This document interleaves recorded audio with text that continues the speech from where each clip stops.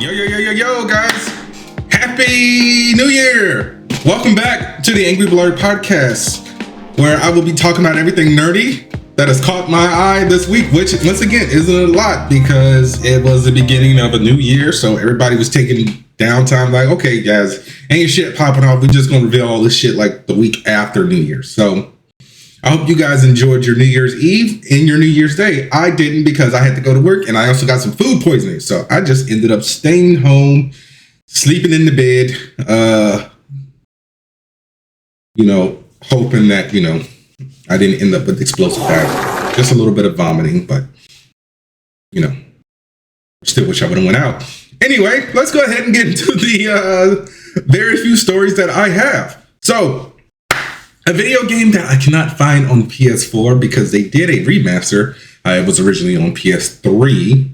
Simu Liu, who played Shang-Chi in Shang-Chi and the Legend of the Ten Rings, Marvel's What If, Marvel Zombies, whatever. He also has a show on Peacock at the moment. I believe it's called The Copenhagen Test. I haven't had a chance to watch it, but I've heard good things. Is doing the Sleeping Dogs movie, as I told you guys before. So apparently he has his director, and that will be Timo Tangino. I'm pretty sure I butchered that last name the same way I always do whenever his name comes up. He directed Nobody 2. He also directed The Beekeeper 2. Something called The Big Four. Something also called The Shadow Strays.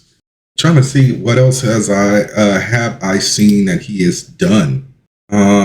So no, Nobody 2 was the first movie that I saw that he directed. I believe that was his first American film.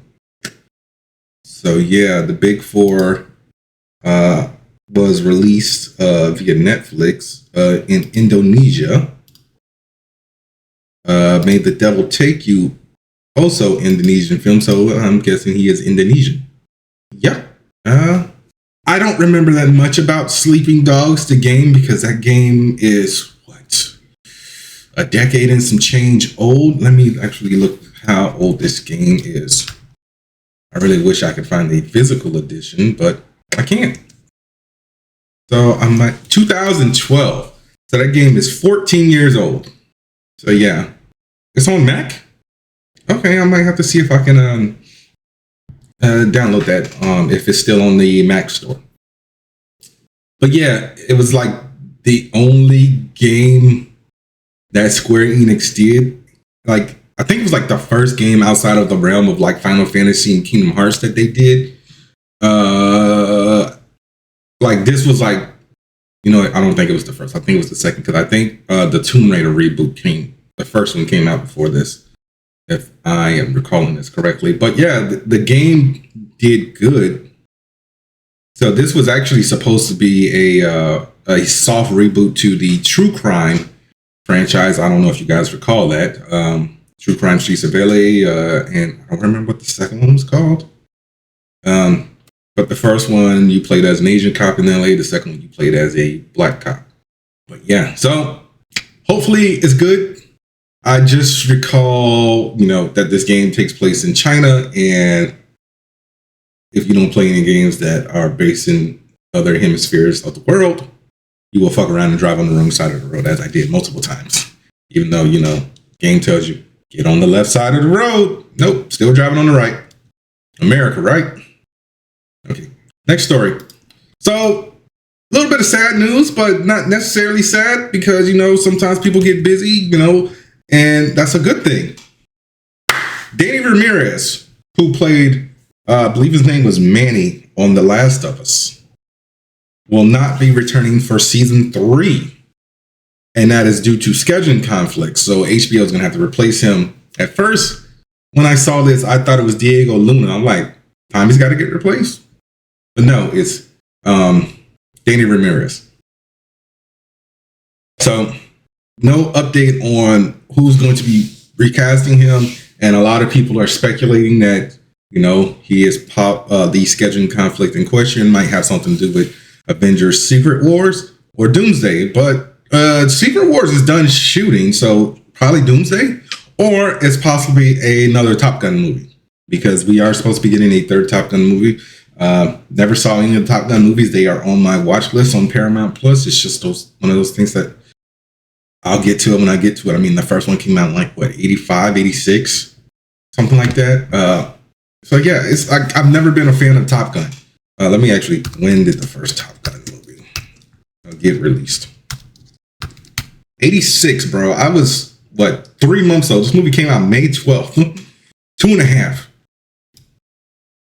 So yeah, I mean, like I said, it sucks that he's going to have to leave the show because of scheduling conflicts, but that's just Hollywood for you. This shit happens all the time. It happened with old boy who was on Riverdale, who played Reggie in season 1. Then Charles Melton came and took over.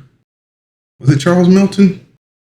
Let me look this up real quick, because now I always forget there's an actual Riverdale. All right, cast and characters. Charles Melton took over in season 3, and Ross Butler left because of 13 Reasons Why. That's what it was. So yeah, happens all the time. Sometimes it's money reasons, i.e. Don Cheadle replacing Terrence Howard. But yeah, whatever. All right. So my next story is in regards to a franchise that, a lot of people love. It had a very successful show on Netflix and also had a movie that I don't know if it was successful. I don't think it broke even. But the Karate Kid, Ralph Macchio, was doing an interview with People Magazine in regards to what? I don't know, because I don't think Ralph Macchio has anything coming out at the moment. But he said the Karate Kid franchise needs a reset after the poor synergy of the Cobra Kai finale and Karate Kid Legends colliding at the same time. So he said there's been discussions between the series and the movies with Jackie Chan, all that colliding at the same time. I just think there needs to be a reset, then finding a perfect way to launch, because the fan base has never gone away. It hasn't gone away since 1984, but you want to service and be organic and be true to the integrity of the character. So there's always a challenge once you're in the long game. And, after reading that quote, I do believe he has a very valid point, because the way that, Cobra Kai ended, a lot of us thought that, maybe like it would bleed into Karate Kid Legends, but it didn't at all. Like, even when Mr. Han came to see Daniel LaRusso in California, they tried to get him to help train his nephew. You would think maybe one of the kids would even show up. I mean, was Zoyo Malgera was busy, or Barry Mauser, Tanner Buchanan? He might have been doing another Netflix movie. He might have been filming He's All That or something. I don't know. I got to see when that movie actually came out. But yeah, I mean, okay, never mind. This movie did make a make a profit. So the budget was $45 million. It made $117 million. So never forget, in order for your movie to be successful, you need to make double your budget. So what's that, $90 million? And so they had a $72 million profit, which isn't bad, because this was a very somewhat low budget movie. Usually, you see movies nowadays, they're in the hundred millions. So yeah, I mean, would have been nice to see, Miguel. We did see Johnny. Damn, what the hell is Johnny's son's name? I can't remember. I am drawing a blank right now. Amanda, Miguel, Robbie, that's what it was. Samantha, Hawk, Dimitri, Tori, even. But yeah, we didn't get to see nobody. Hell, even bring in Kenny. But it is what it is. All right, what is my next story? So James Gunn was doing an interview with Variety, and he was talking about, Supergirl. And a lot of people didn't like what he said, because he said that Supergirl isn't necessarily following the entire plot of Supergirl Woman of Tomorrow. And a lot of people lost their shit about that. So, there hasn't been a comic book movie that has literally followed a movie panel for panel, as far as an art goes. And somebody said 300. I'm like, if you bothered to do any research, you would know that 300 is actually based off of a Greek story, which was adapted into a movie like in the 50s or something that Frank Miller saw as a child, and who then in turn wrote and drew the 300 comic. So that's not an original story. But he also said that the Supergirl movie is going to be very Guardians of the Galaxy-esque. And he was also talking about basically not caring if he doesn't get nominated for Best Director at the Oscars. And, you know, sometimes directors don't care about that. And everyone's like, oh, like he could even do that. I'm pretty sure if James Gunn wanted to, he could do it. Also, you got to think, James Gunn comes from the world of B movies. So before James Gunn even got his big break in Hollywood, he was like working on Trauma films. You know, Trauma, you know, the people who made the Toxic Avenger movies? Like, I'm going to pull up James Gunn's filmography right now, and I will tell you, like, the movies he did. So he worked on Romeo and Juliet, which came out in 1996. He actually wrote that. So this was basically like a play on Romeo and Juliet, which starred Sean Gunn. Keep in mind, James Gunn didn't direct this. He just wrote it. Lemmy from Motorhead. Stephen Blackheart. Why does that name sound familiar? Somebody named Tiffany Safis.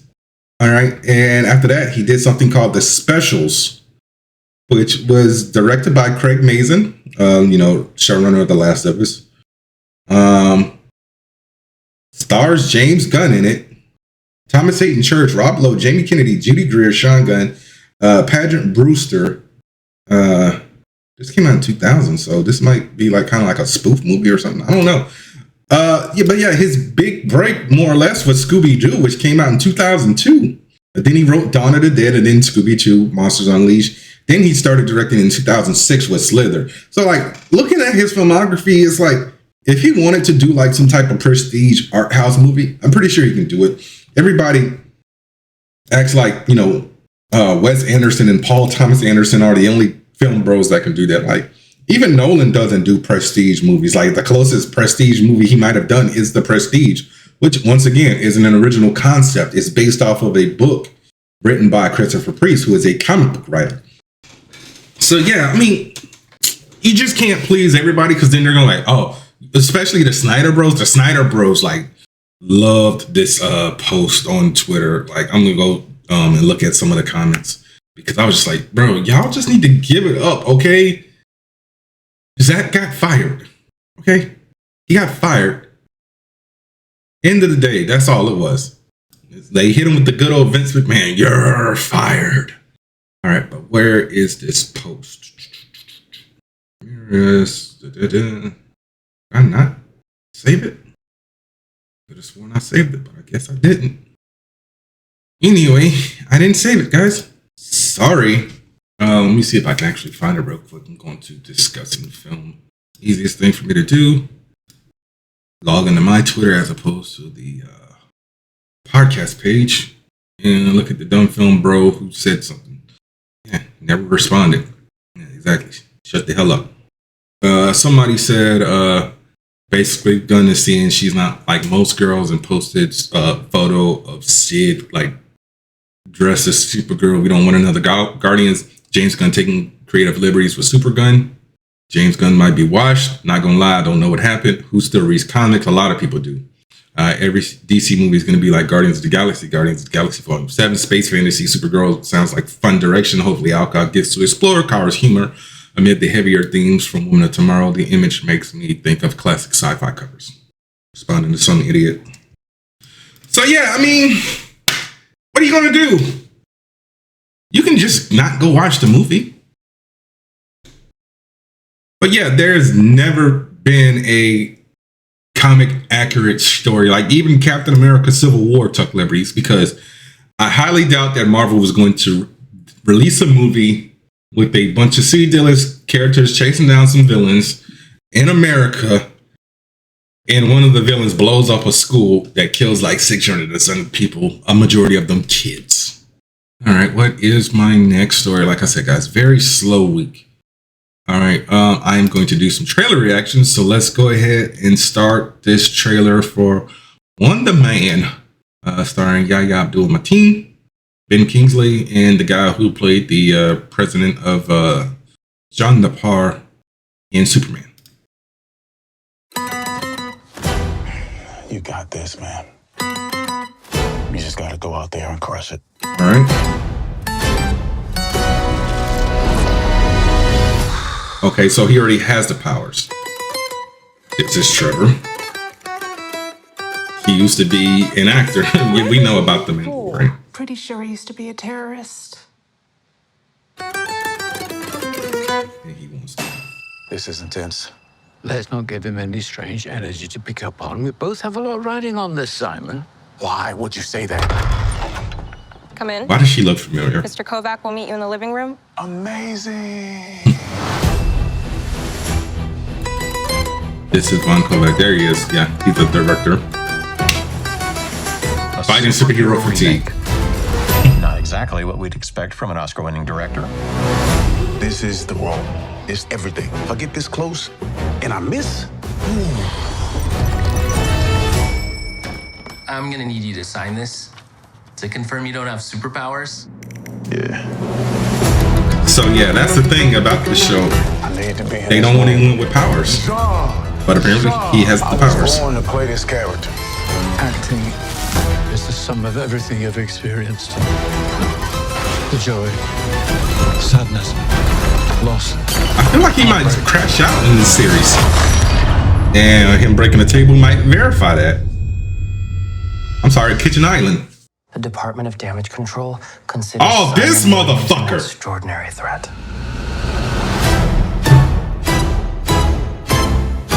Yahya Abdul got a winner? I mean, got an Academy? But did that say nominee? What?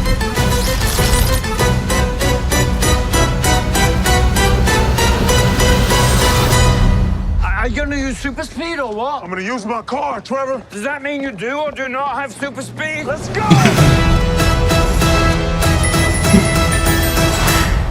But yeah, I'm very excited for Wonder Man. So let me go to Wikipedia real quick, give you guys a breakdown of Simon Williams' powers, besides the ionic energy, which is one of the more famous powers. And obviously flight. Here we go. Wonder Man. Figured it, I would just type in his character name, but that didn't work. So abilities: superhuman strength, speed, agility, stamina, and reflexes. Ionic energy physiology, which basically means he can turn into like living energy, right? Enhanced vision and hearing, electromagnetic manipulation. That's basically like energy waves, so it also ties into ionic energy manipulation, energy enhanced strike, virtual invulnerability, self-substance, which means he doesn't need to eat or drink really. Size alteration, power recycling. I don't know what the hell power recycling is. Maybe that's using your energy to, beat your fatigue or whatever. I don't know. A healing factor, shape-shifting, teleportation, immortality, and flight. So yeah, I just really still feel like Marvel didn't give this series a fair shake, because I don't know why they pushed it back. It was originally supposed to come out last month, but then they pushed it back to January. So I don't know if that was them, because apparently this is under the Marvel Spotlight banner. And if you recall, the Marvel Spotlight banner is the stuff that you don't necessarily need to watch to keep up with things. So like Echo, what else was it? Was it Agatha All Alone? Because it doesn't say. And there's like no sub page on Wikipedia that says anything about a Marvel Spotlight banner, besides just the discussion of it, which says television specials are marketed as Marvel Studios presentations. In November 2023, the studio announced a Marvel Spotlight banner for a select series that focuses on more grounded, character-driven stories with less impact on the larger MCU narrative. Wonder Bomb said the banner was created during the post-production of Echo to indicate to audiences that they did not need to watch any other MCU projects to understand the series. The banner was inspired by the Marvel Spotlight anthology comics and features a new opening logo and musical fanfare. Echo was the first Marvel Studios to be simultaneously released on Hulu alongside Disney Plus. But yeah, so the dumb thing with that is Echo didn't need the Marvel Spotlight banner because Daredevil Born Again kind of referenced some things that happened in Echo. But that's why like the Marvel Spotlight banner shit was dumb. Like you should have just did like kept the Marvel special presentations, which would have been like better because like Werewolf by Night was a Marvel special presentation. The Guardians of the Galaxy Holiday Special was a Marvel special presentation. Like nobody, nothing that happened in that got referenced in Guardians 3. Like nobody referenced kidnapping Kevin Bacon. It was. They don't do them anymore, and I wish they did because they were short. So they did these Marvel one-shots. They were released around Phase 2. They were on select Blu-rays. In some of Phase 1. So like, was it on the Thor Blu-ray where it shows what happened to Coulson on the way to New Mexico to Thor's Hammer? So it's actually called On the Way to Thor's Hammer. I'm actually going to go over these real quick since I'm geeking out about them. So yeah, they did these for 3 years. It went from 2011 to 2014. So the first one was called The Consultant. This one was on Thor. So this one actually ties in to the events of Iron Man 2 and the Incredible Hulk, where Coulson meets with Sitwell and tells him that the World Security Council wishes Blonsky to be released and join the Avengers. But everyone's like, no, keep him in Ross's custody. And then that leads into the post-credit scene of the Incredible Hulk, where Tony Stark meets up with Ross. And they have their little beef, and Tony Stark buys the bar that Ross is in. And then he demolishes the bar. And then the funny thing that happened on the way to Thor's Hammer is with Captain America, the First Avenger. And that's the one that shows Coulson basically stopping a gas station robbery with like some baking soda. I don't remember what else. Item 47 is on the Avengers Blu-ray, which is very apropos because it takes place after the events of the Avengers. So during the Department of Damage Control's cleanup, one of the Chitauri weapons goes missing. And I really wish these characters would have been on Agents of S.H.I.E.L.D. or something. Like it was Lizzie Kaplan and Jesse Bradford who was on. You guys might remember Jesse Bradford from Slim Fan. Lizzie Kaplan was just in Now You See Me, Now You Don't. She's been everywhere. She's in Mean Girls. They basically get a Chitauri weapon. They get it to work, and they go on their Bonnie and Clyde stuff. And Sitwell tracks them down, gets ready to arrest them. But then, he sees like they're smart, and he recruits them to work for S.H.I.E.L.D. There was an Agent Carter one, which is basically on the Iron Man 3 Blu-ray, and that is basically like a somewhat backdoor pilot to the Agent Carter series.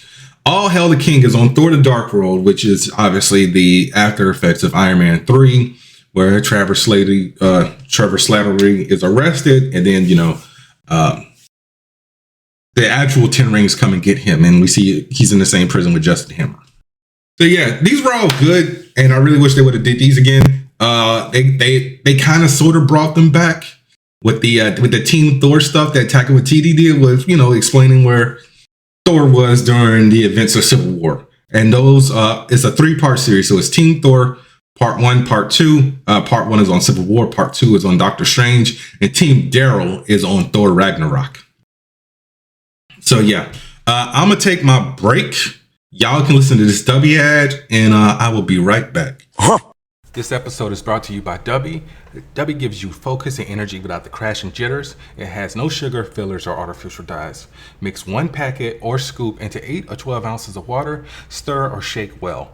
Some powderiness is normal, and it has all the important vitamins. So this has vitamin C, B3, B6, and B12.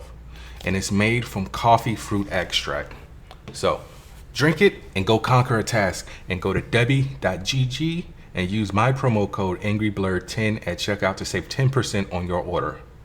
That's Dubby.gg with promo code AngryBlerd10. All right, I am back. So, realizing I said, trailer reactions probably weren't going to be a thing in 2026. It might just be Prime Video trailer reactions since they want to be little bitches. So let's go ahead and get into this second Doomsday trailer, which features, Thor. So let's go ahead and get into it. All right, we're out in the woods. Father, all my life, I have answered every call. Praying to Odin. To honor, duty, to war. But now fate has given me something I never sought.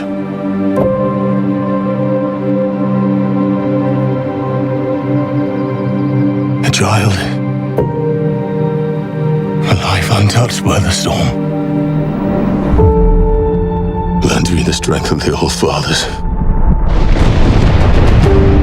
so that I may fight once more, defeat one more enemy, and return home to her. Not as a warrior, but as warmth. To teach her not battle, but stillness. The kind I never knew. Please, Father, heed my words. Thor will return in Avengers Doomsday. So, here's my thing with this. You know, these trailers are coming out with Avatar, and we're supposed to have 2 more. Like the next one's supposed to be about the X-Men, and like it's slowly been leaking online. Like James Marsters is in the 97 suit and everything. That prayer that Thor just gave, is this his last run? So will we find out why Thor was crying? That's the question. Even though, you know, that was just there for shits and giggles. We know why Thor was originally crying. Loki died allegedly in Thor: The Dark World. But I still don't know how I feel about this. And you know, there's a very funny fan theory going around about the Avengers movies overall in general. I need to pull up the promo art for every individual movie, if I can find it. So basically the theory is, like, if you go and look at every single Avengers movie, like the posters, if the circle around the A isn't complete, they lose.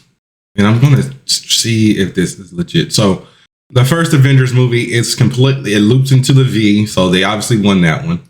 Age of Ultron loops into the V. They won that one. Where is Infinity War? Here we go. Avengers Infinity War. It gets cut off because of the subtitle of Infinity War. They obviously lost. And then Endgame, it connects into the V's and they won. So it's just like, it's a very interesting theory, but there are also there's also concepts of that same cover art where there is no circle at all. So like I'm legit looking at one. I'll actually post it right here where that half a loop isn't there at all. So like I would have to actually, like I said, very fun theory to fuck around with, but I don't know. But December 18th, like I said, I still don't necessarily know how I feel about, you know, the scrapping of the Kang Dynasty into Secret Wars, because it would have made sense to have like Kang and Doom like team up or something. Like the whole Jonathan Majors thing is still a fucked up situation at the end of the day. But what are you gonna do? All right, guys, like I said, slow week, so that's pretty much all of my stories. I'm going to go ahead and get into my reviews. So let's go ahead and cue this spoiler alert, okay? I'm going to talk about episode 5 of Percy Jackson and the Olympians, which is titled We Check in the CC Spa and Resort, directed by Catronia McKenzie and written by Sarah Watson. So after, you know, everything that happened in the last episode with the Ironclad being destroyed and, you know, everyone more or less getting murdered per se, because I really thought they were dead in this episode. But Percy and Annabeth wake up in Cersei's spa where they learn that Tyson and Clarissa possibly dead, and that they have to, the only way that they can leave the spa is if they get past the sirens. Meanwhile, Clarice wakes up on the shore of the island where Grover is, and that's only after Themis captures her. So Grover convinces her that they need to work together to escape, and then Polyphemus also shows back up, and Grover makes the mistake of not putting his veil back on to disguise the fact that he is not a Cyclops. And that basically goes sideways with them. Percy also finds out from Cersei that his fatal flaw is his friends, because the whole point of this spot is to find out what your flaws are. Like Annabeth's is her pride and her ego. And she also, Cersei also tells Percy that that's something that can endanger him in the world. So, in the spot, you find out that several heroes were able to get past the sirens because Cersei was helping them cover their ears with beeswax, and that all the training that she's been giving people is a bunch of BS. So, Percy says, "Hey, I'll keep your secret, but you got to let Annabeth go." And she's like, "Nah." And she turns him into a guinea pig.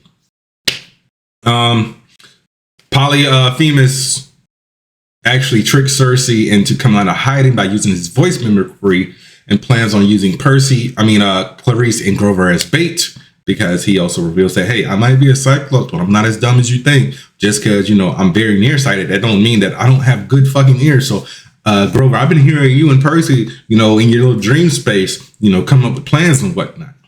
So Annabeth goes to Cersei's office and tells her that she knows her giant flaw, like I said, is her pride and her ego. And she also figures out that Percy was transformed into a guinea pig because Percy is using his powers over the water to mess with the water tank on the guinea pig cage. So she gives him the vitamins that Hermes gave him in episode 2, and turns him back into a guinea pig with all the other people who were turned into guinea pigs, which we actually find out that one of them was Blackbeard. So Percy and Annabeth steals the wax, and they get ready to try to cross. And then halfway through, Cersei actually steals the wax back from them, and Percy is tied to a post so he doesn't get distracted by the sirens, but Annabeth does, where she actually sees Percy, Grover, and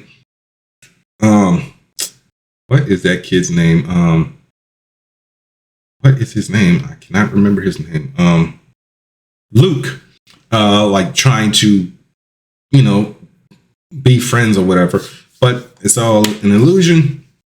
And then Annabeth gets an illusion within an illusion because she thinks she's tricking the sirens because, she's the child of Athena, ego and all that stuff, knowledge.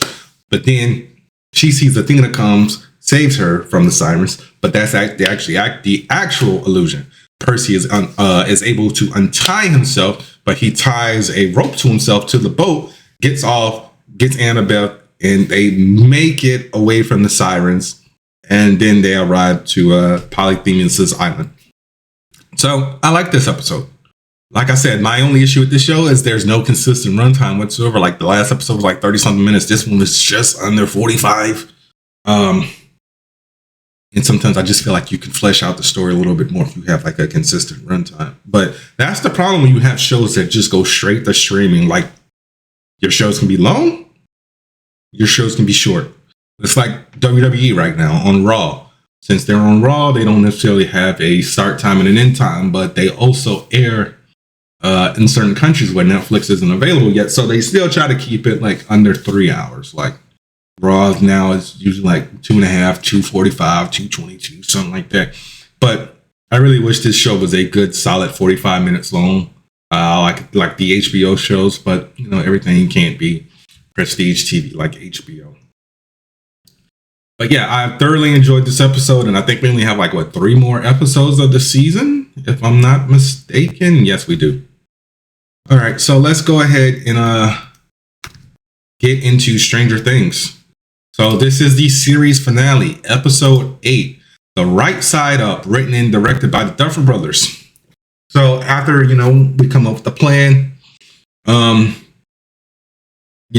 go into the abyss and the upside down and all this stuff, Karen, Kylie, and Max enter Henry's mind to stop him from merging the worlds, but he transforms into Vecna after they find Holly and the kids, and they show him that all this time Holly was telling the truth, and Holly should have said when they got back to the real world, fuck all y'all, ain't your friends no more. But they figure out what's going on, and Vecna goes and fucks with Hopper. It makes him see his worst fear of the chemicals that were responsible for his daughter Sarah dying, and also his worst fear of 11. Now, since in episode 7, Kylie and 11 also came up with the plan of staying behind, so they can stop being hounded by the military. Meanwhile, in the right side up, Dr. K and hackers figure out that somebody actually opened the gate and it wasn't one of their military people. So they raid the church where Mr. Clark and what is her name? That's not America. Erica, because you can't spell America without Erica. But they get away, but they also leave the squawk van at the church, which leads Dr. K to the radio station where Vicky and Max are, but Max is in the trance because she is in 11's mind with the kids, trying to get them to the cave so they can get out. Meanwhile, in the Upside Down, we got Steve, Nancy, Jonathan, Dustin,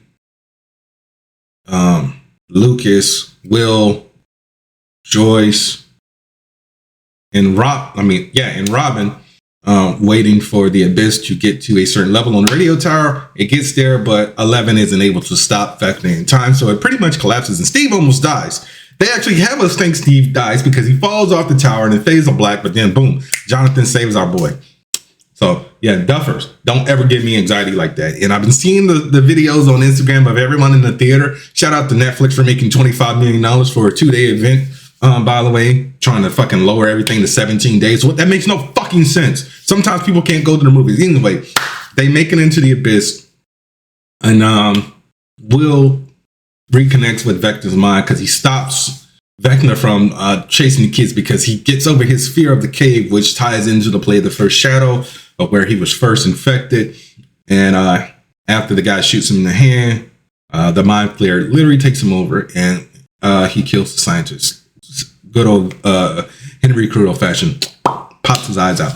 And Will appeals to the humanity in Vecna, saying, you never had a choice. This thing took you over. And Vecna's like, nah, it showed me the flaws of humanity. And basically, we all must be killed, blase, blase, blah. They make it to the Abyss. Meanwhile, back in the Upside Down, the army shows up and they got their sonic emitter thingies to pacify 8 and 11. Hopper grabs 11, leaves 8 behind it. Army shows up. Hopper comes in, goes full Rambo, takes out everybody with the exception of Ackers. Murray is on the roof of the Hawkins lab, takes out the helicopter with the emitter, which causes 11 to come in, and she kills Ackers. Dr. K shows up at the radio station.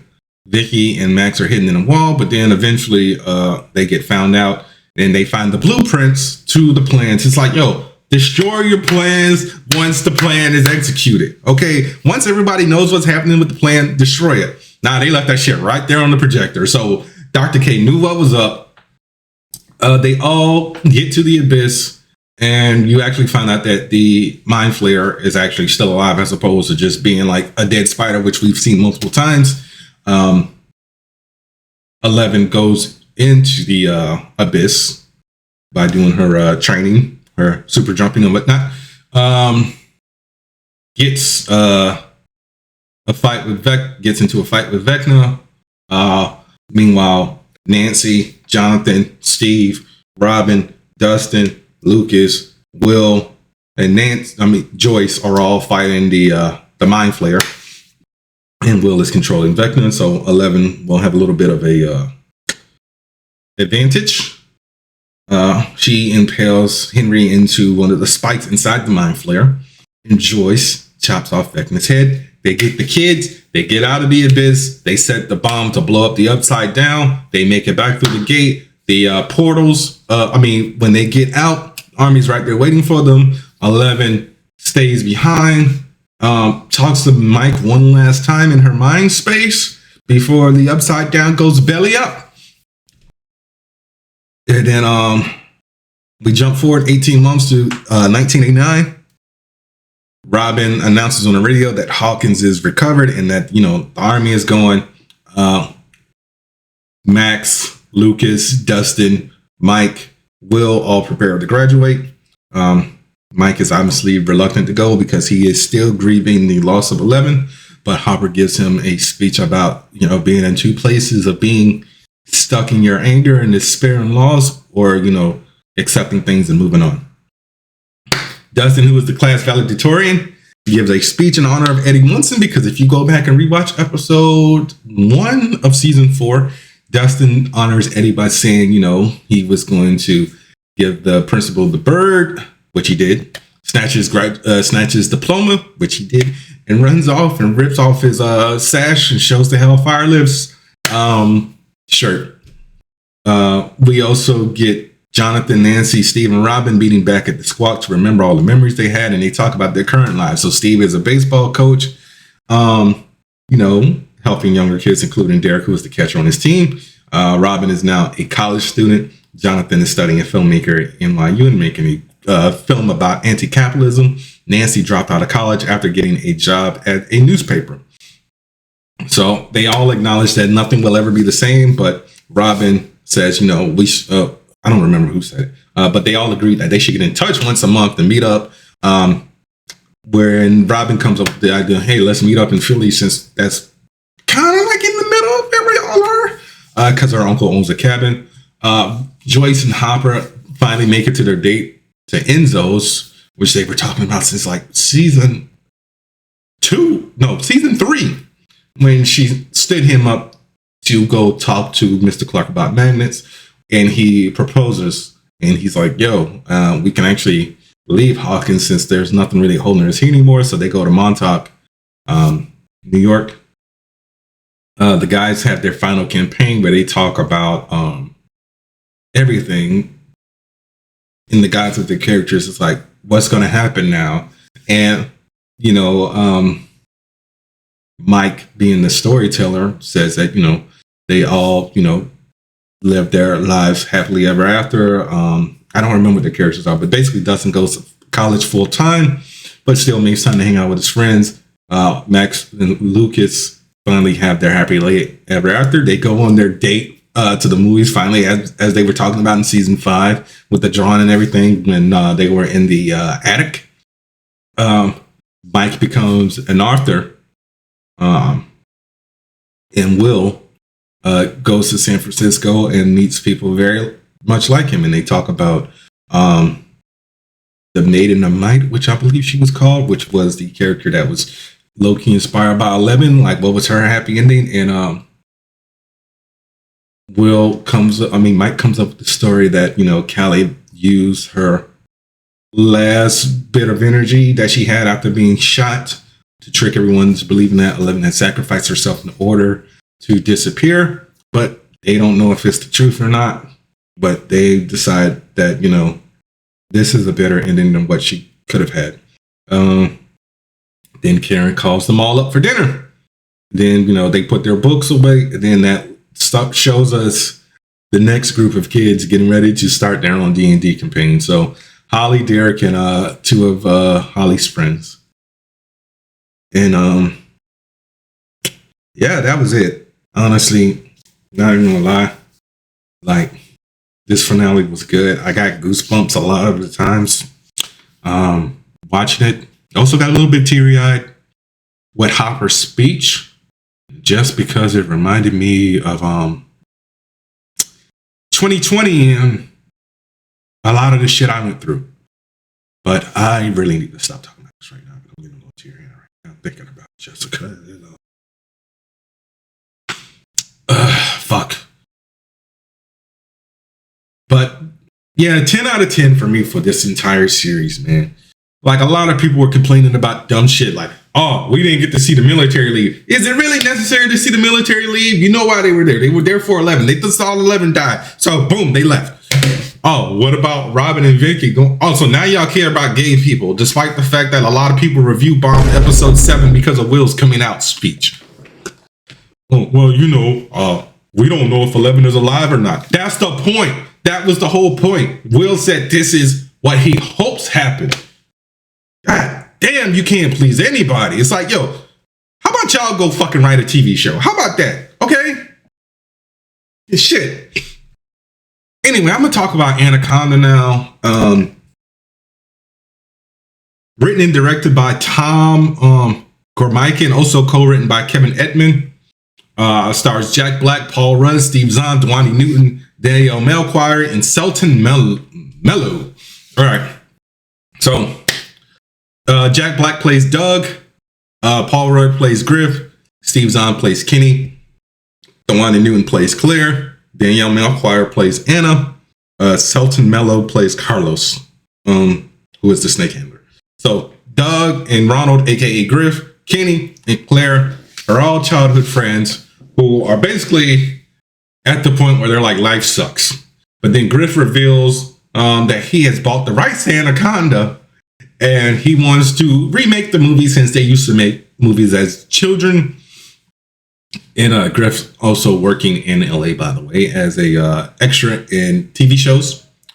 So they decide to go to the Brazilian rainforest where they secure a budget, low-level budget, to make an indie version of it. So they actually meet up with Carlos, who is the snake handler for the anaconda that they have, which is not like a gigantic anaconda, but Griff accidentally kills Carlos's snake.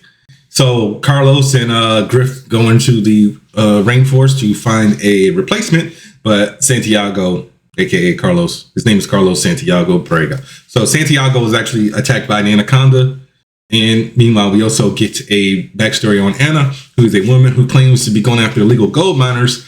Doug decides to add her to the movie since she had a badass moment where she saved them from some illegal gold miners. But then Griff feels away because he's like, yo, she's taking up all the screen time, you know, whatever. So meanwhile, while they're on the boat, they actually see a crew from Sony filming a movie, and they're like, yo, what are you filming? They're like, yeah, Anaconda, you know, getting ready to reboot it.